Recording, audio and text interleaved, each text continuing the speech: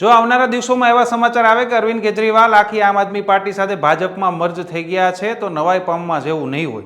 આવું અમે નથી કહી રહ્યા, આવું કહી રહ્યા છે કોંગ્રેસના પ્રદેશ પ્રમુખ અમિતભાઈ ચાવડા. જી હા, અમિતભાઈ ચાવડાએ અત્યારે જે પ્રમાણે સ્થાનિક સ્વરાજની ચૂંટણીને મતદાનના હવે કલાકો જ બાકી છે ત્યારે છેલ્લો ઘા ભાજપ અને આમ આદમી પાર્ટી બંને ઉપર મારી દીધો છે અને મોટી પ્રેસ કોન્ફરન્સ કરી છે અને ભાજપ અને આમ આદમી પાર્ટી બંને ઉપર ગંભીર આક્ષેપો કર્યા છે.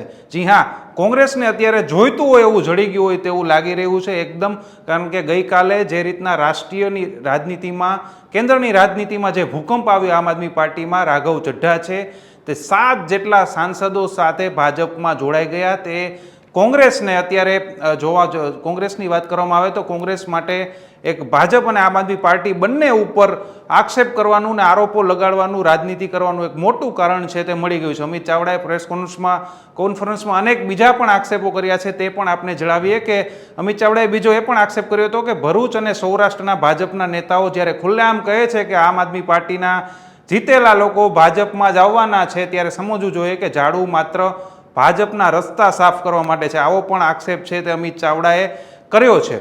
અન્ય વાત અમિત ચાવડાની કરવામાં આવે તો તેમણે કરી છે કે ભારતીય જનતા પાર્ટી અને આમ આદમી પાર્ટી ક્યારેય એકબીજાના વિરોધી હતા જ નહીં. આવો મોટો આક્ષેપ છે તે કરી દીધો છે જ્યારે મતદાનના કલાકો જ બાકી છે. તેઓ એમ પણ જણાવ્યું કે તેઓ ફક્ત દુનિયા સમક્ષ વિરોધી હોવાનું નાટક કરી અને લોકોને છેતરતા હતા. આવું પણ અમિત ચાવડા છે તેમણે તેમની જે આ પ્રેસ કોન્ફરન્સ છે તેમાં કહી દીધું છે. 2013માં શરૂ થયેલી ઇન્ડિયા અગેન્સ્ટ કરપ્શન મુવમેન્ટ એ આરએસએસ અને બીજેપીનું જ બ્રેન ચાઇલ્ડ હતું તેવું પણ અમિત ચાવડાએ ભાજપ અને આમ આદમી પાર્ટી ઉપર બંને ઉપર આક્ષેપ કર્યો છે. અને આ જે મુવમેન્ટ હતી આખી અન્ના હજારે સાથે જે આખું આંદોલન થયું હતું તેનો મુખ્ય હેતુ કોંગ્રેસને જ સત્તા પરથી દૂર કરવાનો હતો તેવું પણ અમિત ચાવડાએ કહ્યું છે. પહેલાં એ સાંભળીએ કે સૌરાષ્ટ્રના જે ગોંડલના જયરાજસિંહ જાડેજા હતા તેમણે શું આક્ષેપ કર્યો હતો, તેમણે શું દાવો કર્યો હતો કે જો કોઈ પણ અન્ય પાર્ટીના લોકો જીતી જશે તો તેમણે આવવાનું ભાજપમાં જ છે. એ વિડીયો પહેલા સાંભળીએ. તમે ગોંડલ તાલુકામાં રોડ તૂટી ગયો હોય તમે રિપેર કરાવી દેવાના છો? તમે કોઈ ગવર્નર છો? તમે કોઈ સત્તા લઈને બેઠા છો? તમારું એક પણ સભ્ય નથી છૂટાવવાનો, અને જો છૂટાઈ જાય તો 10 દિવસ ભાજપનો કેસ પહેરવાનો છે, લખી લેજો. છૂટાવવાનો નથી.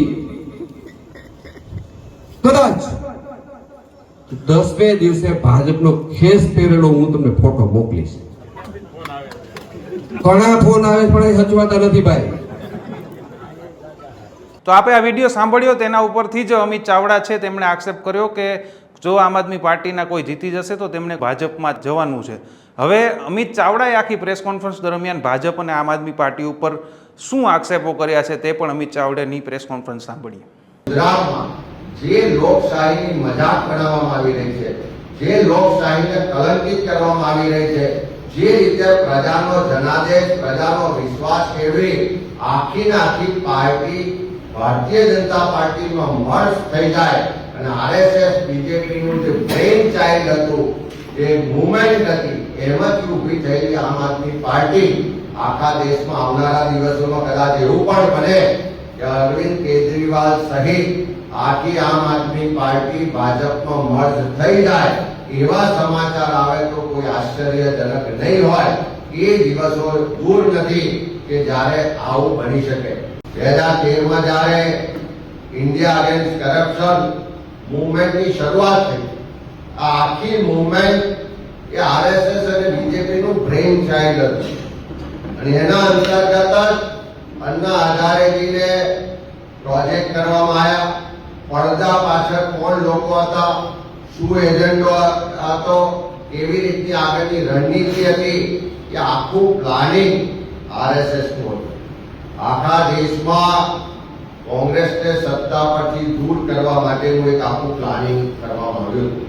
અને એ જ રીતે આપનો જન્મ આરએસએસ બીજેપીની વિચારધારાથી, એના પ્લાનિંગથી થયો. 2013થી જે મુવમેન્ટ ઊભી કરવામાં આવી અને આપનો જન્મ એ મુવમેન્ટના આધારે થયો.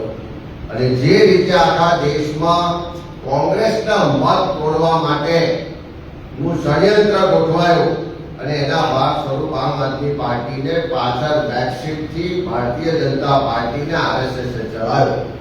ગઈકાલે જે રીતે જોયું કે રાજ્યસભાના આમ આદમી પાર્ટીના 10માંથી 7 એમપીઓ એટલે કે 2/3 મેજોરિટી પત્ર લખી અને પાર્ટી છોડી હોત તો બરોબર છે, પણ પત્ર લખી અને 2/3 મેજોરિટી એમપીઓ ભારતીય જનતા પાર્ટીમાં મર્જ થવાની જાહેરાત કરે છે. એ આખા દેશ માટે, દેશના લોકો માટે આઘાતજનક ઘટના, પણ ઊંડાણમાં જોઈએ તો કોઈ આજકાલની ઘટના નહીં, પણ પહેલેથી રચાયેલું જે વ્યવસ્થિત ષડયંત્ર હતું એના ભાગ સ્વરૂપ આ કાર્યવાહી થઈ રહી છે. ગુજરાતમાં ભારતીય જનતા પાર્ટીનું કટકી કમિશન અને કમલમ નું જે આખું નેક્સસ છે એ ખુલ્લું પડી ગયું છે. ભાજપનો ચાલ, ચરિત્ર અને ચહેરો ગુજરાતની જનતાએ સારી રીતે જોઈ લીધો છે, ઓળખી લીધો છે.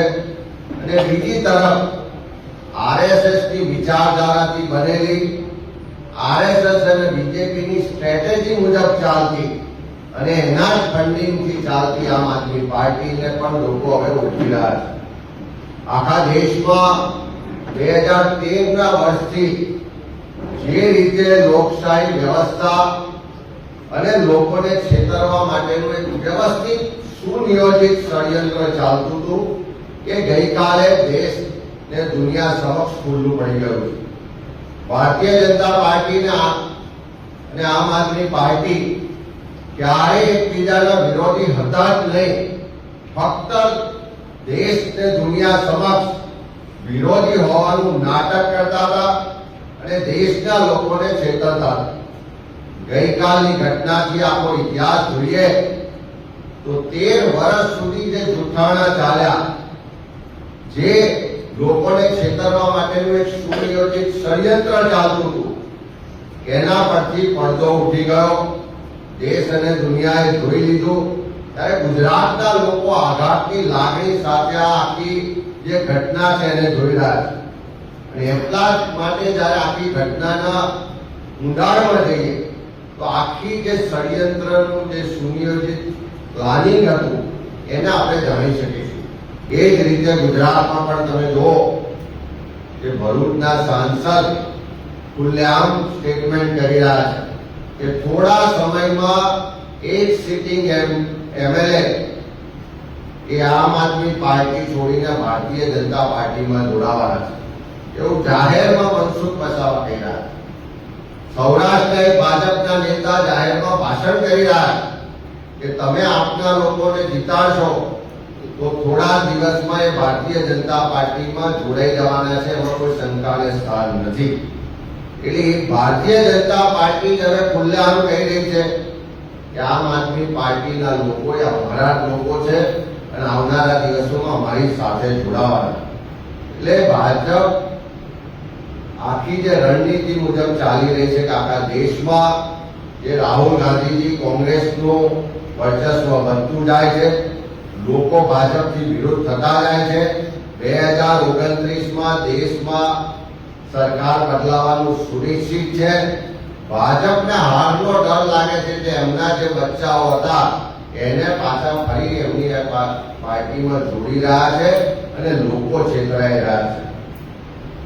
કોંગ્રેસ પાર્ટીએ છેલ્લા 12 વર્ષથી સતત કીધું કે આમ આદમી પાર્ટીએ ભાજપ આરએસએસ નું બચ્ચું છે, ભાજપની બી ટીમ છે.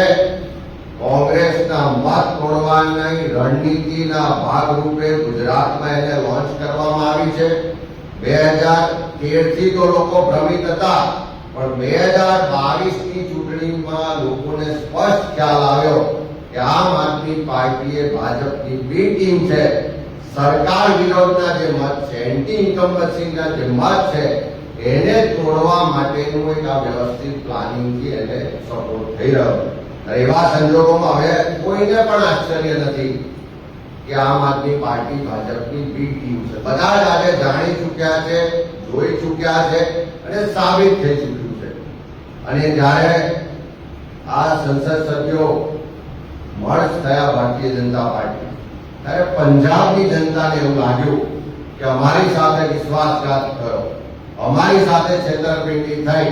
હજુ તો એવા પણ અહેવાલ છે કે થોડા દિવસોની અંદર પંજાબ સરકારના બહુમતી ધારાસભ્યો લેખિત સ્વરૂપે જાહેરાત કરવાના છે કે અમે બધા જ આમ આદમી પાર્ટીના ધારાસભ્યો આમ આદમી પાર્ટી આખી બહુમતી ભારતીય જનતા પાર્ટીમાં મર્જ થવા જઈ રહી છે.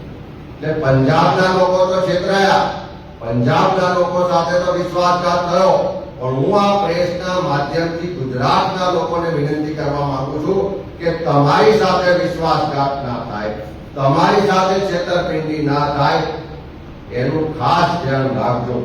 કારણ કે આવતીકાલે જ્યારે આખા ગુજરાતમાં મતદાન થવાનું છે ત્યારે ક્યારે સરકાર સામેનો બધાને વિરોધ છે.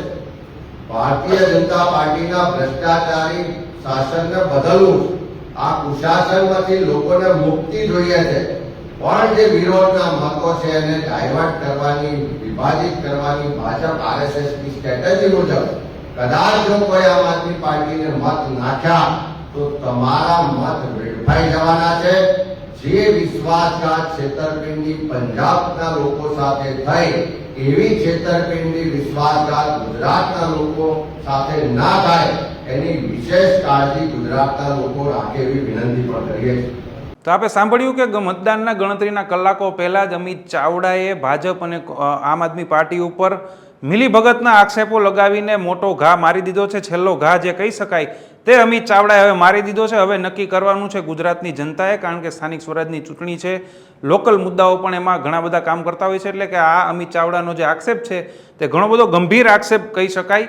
કારણ કે જે રીતના ફોર્મ પાછા ખેંચાવાની વાત હોય, જે રીતના જે ભાજપના કેટલાક નેતાઓએ દાવા કર્યા કે આમ આદમી પાર્ટીવાળા કોઈ જીતશે તો ભાજપમાં જ તેમને જોડાઈ જવાનું છે, આ રીતના આખા દાવાઓ છે તે કરવામાં આવે છે. હવે અમિત ચાવડાની આ વાત છે તે લોકો સમક્ષ કેટલી જશે તે પણ ખૂબ જ જોવું મહત્વનું રહેવાનું છે. કારણ કે કોંગ્રેસે આ વખતે ઘણા નવા દાવ રમ્યા છે, ઘણી સ્ટ્રેટેજીથી કામ કર્યું છે. સતત આમ આદમી પાર્ટી અને ભાજપ છે તેમના સોશિયલ મીડિયા સતત ચર્ચામાં હતા, ત્યારે કોંગ્રેસે પણ અનેક રણનીતિઓ ઘડી છે, અનેક રણનીતિઓ જે મેદાનમાં છે તે મૂકી છે ચૂંટણીના મેદાનમાં. હવે આવતીકાલે સવારે મતદાન છે, ગુજરાતની જનતા પોતાનો ફેસલો છે તે આવતીકાલે નક્કી કરી લેવાની છે, અને 28 તારીખે ગુજરાતની જનતાએ શું નક્કી કર્યું છે તે પણ સામે આવવાનું છે. ત્યારે કોંગ્રેસની સ્થિતિ શું રહે છે તે પણ જોવું ખૂબ જ મહત્વપૂર્ણ રહેવાનું છે.